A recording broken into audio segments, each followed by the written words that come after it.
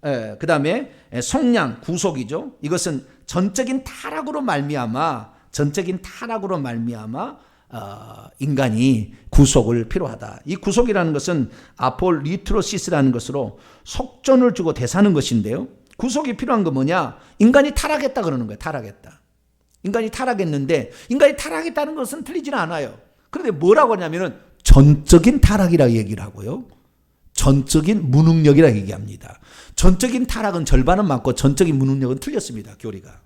왜 그러느냐? 아까 제가 얘기했다시피 인간이 그 죄를 지었는데 아담의 범죄로 말미암아 이 죄로 말미암아 죄가 들어왔는데 이 죄가 들어오는 것이 전적인 타락이다. 그러니까 인간은 토탈입니다. 완전히 타락을 한 것이다. 그렇기 때문에 인간이 구원 얻을 수 있는 소망은 아무것도 없고 인간이 구원을 위해서 할 수 있는 것은 어떤 것도 할 수 없다는 것이 전적인 타락이에요.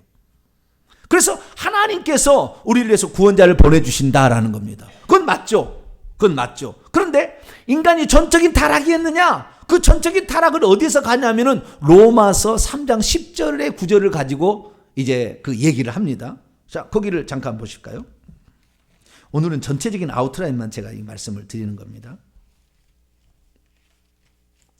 로마서 3장 10절.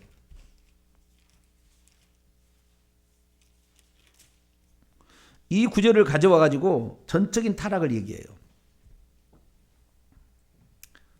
그리고 전적 무능력까지 얘기합니다. 자, 로마서 3장 10절 읽습니다. 시작. 기록된 바 의인은 없나니 하나도 없으며. 의인은 없나니 하나도 없다. 근데 그 다음 구절이 있어요. 깨닫는 자도 없고 하나님을 찾는 자도 없고 다 치우쳐 함께 무익하게 되고 선을 행하는 자 없나니 하나도 없도다. 저는요, 자기가 하나님 믿고 싶어서 어느 날 교회 가서 믿었다는 사람을 몇 번 저는 들었습니다. 하나님 찾는 자가 없다. 아니요, 찾는 자 있어요. 예수 안 믿어도. 그러면 이 지금 칼빈이 예정론을 했을 때 전적 타락 구절을 이 10절부터 이하로 해가지고 18절까지 말씀을 인용을 하고 있는데 여기서 말하는 걸 보게 되면 엄청 우리가 이 말에 그 해석을 잘못한 거예요. 왜 해석을 잘못했느냐? 의인은 없나니 하나도 없으며 깨닫는 자도 없고 하나님을 찾는 자도 없고, 이 말은 동일한 말이 아닙니다. 한 본문에서 따온 게 아니에요. 이게 지금 따온 거라고 돼 있잖아요. 안으로 들어가 있잖아요.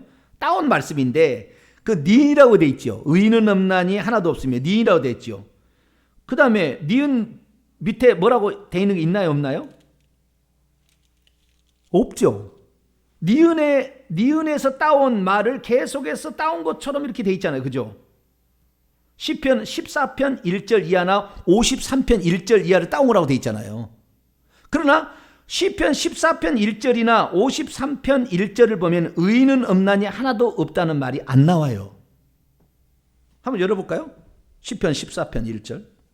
우리가 성경을 너무나 그냥 좀 대충 본 거예요. 그러려니 그렇게 본 거죠. 그러려니 이렇게 본 거예요. 응? 근데 그러려니 그렇게 보면 안 돼요. 왜냐하면 성경은 1.1도 틀림이 없는 말이잖아요. 이 니은은 로마서를 쓴 바울이 달아놨겠습니까? 누군가 후대 사람이 이게 각주를 달았겠습니까? 누군가가 후대 사람이 각주를 달았는데 엉뚱하게 달아버린 거예요. 그런데 이 각주를 보고 아하, 이 지금 인용 구절은 이 시편 14편 1절 이하구나 이렇게 돼 있는데, 아니요, 좀 이따 얘기하면요, 하나 둘 셋 넷 다섯 여섯 일곱 군데서 가져온 흩어진 말을 가져온 거라고요. 배경이 다 달라. 그런데 시편 14편 이하 1절 이하에서 다 가져온 것처럼 착각을 해. 사람들이 왜? 각주 단 사람이 그렇게 달아놨거든.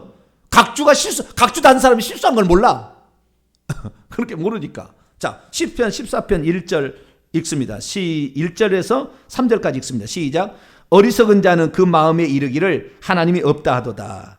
그들은 부패하고 그 행실이 가증하니 선을 행하는 자가 없도다. 여호와께서 하늘에서 인생을 굽어 살피사 지각이 있어 하나님을 찾는 자가 있는가 보려 하신즉 다 치우쳐 함께 더러운 자되고 선을 행하는 자가 없으니 하나도 없도다. 자, 여기에서 시편 14편 1절에서 3절까지 여기에 말씀을 보게 되면 이 말씀하고 의인은 없나니 하나도 없다는 말이 나와요, 안 나와요? 어리석은 자가 하나님의 그 마음에 없도다고 나오잖아요. 의인은 없나니 하나도 없다는 말이 안 나와요. 어리석은 자가 그렇다는 거예요. 어리석은 자. 그렇죠? 어리석은 자가 그렇다는 거예요. 그런데 여기서는 의인은 없나니 하나도 없으며, 의인은 없나니 하나도 없으면 다른 데서 가져왔어요. 이것은 전도서에서 가져왔어요. 전도서 7장을 봐봐요. 그러니까 각주를 단 사람이 실수로 모든 사람이 지금 착각을 하고 종교개혁자들도 그 사실을 몰랐던 것 같아요. 전도서 7장 20절. 시편 잠언.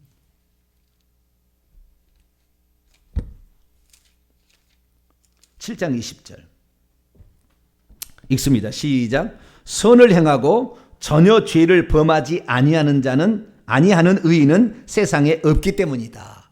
전도서 7장 20절이고 그 다음에 그 다음 로마서 3장 11절 이하는 그때부터 시편 14편 1절 이하를 가져온 거예요. 그러니까 로마서 3장 10절은 전도서 7장 20절을 가져온 것을 그 하나도 없다라는 그 말하고 섞어버린 거예요. 그러니까 많은 사람이 당연히 의인은 없나니 하나도 없고 선을 행하는 자 없다니, 어리석은 자가 그렇다는 거예요. 어리석은 자가 선을 행하지 않고 하나님 없다 그러는 것이지. 그걸 나발 같은 자예요. 나발 같은 자. 어리석은 자가 그렇다는 것이 의인은 없나니 하나도 없다 이 말이 아닌 거예요. 의인의 반대는, 여기서 의인의 반대는 사도 바울이 말하려고 하는 의인의 반대는 악인이 아니고요, 죄인인 거예요. 죄인. 다시 로마서 넘어와 봐요. 이 칼빈의 5대 교리는 한두 군데서 잘못된 게 아니라 엄청난, 제가 그래서 하나의 태제마다 1시간씩 해야 된다는 것이 너무나 많이 틀려버렸어. 너무나 많이. 그렇게 틀려버리니까 하는 거예요. 다시 로마서 3장 10절을 보면은 의인은 없나니 하나도 없다. 이건 전도서 7장 20절을 가져온 거예요.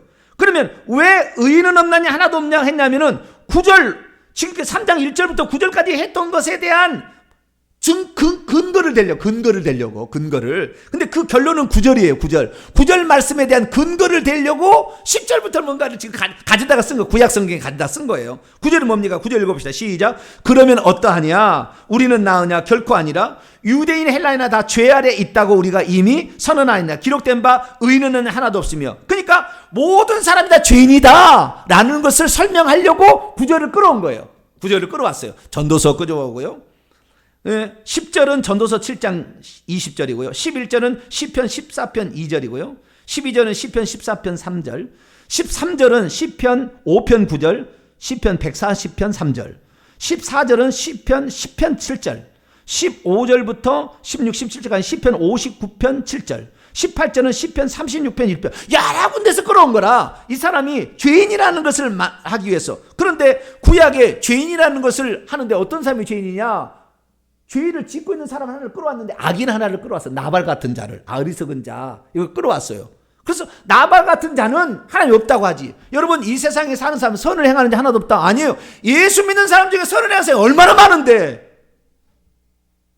불교인도 얼마나 많은데 선을 행하는 사람 많아요. 예수 안 믿어도. 하나도 없다. 어리석은 자가 그렇다는 거. 어리석은 자, 하나님이 없다고 하니까. 근데 다 어리석지 않고 죄인이다. 사람이 죄인이라는 것을 말하기 위해서 의인은 없나니 하나도 없다. 다 뭐 죄인이다. 그 말이죠. 선을 행한 자 없고 하나님 찾는 자 없다는 게 아니라 죄인도 하나님을 찾을 수가 있고 죄인도 선을 행할 수가 있는 거예요. 근데 죄를 지어서 그러는 거지. 그런데 이 구절을 잘못 섞어버렸어. 모든 사람이 죄인이라는 걸 설명하려고 의인은 없다 이렇게 얘기한 것이지, 하나님을 찾는 자도 없고 전적인 타락했기 때문에 인간은 완전히 무능해서 하나님께 절대 나갈 수 없다. 아니에요. 주님께서, 여러분 누가복음 15장에 돌아온 탕자 비유를 보세요. 아버지가 아들을 끌어왔습니까? 둘째 아들을? 뭐가지 끌어왔나요? 스스로 돌이켜 내가 아버지께로 돌아가리라.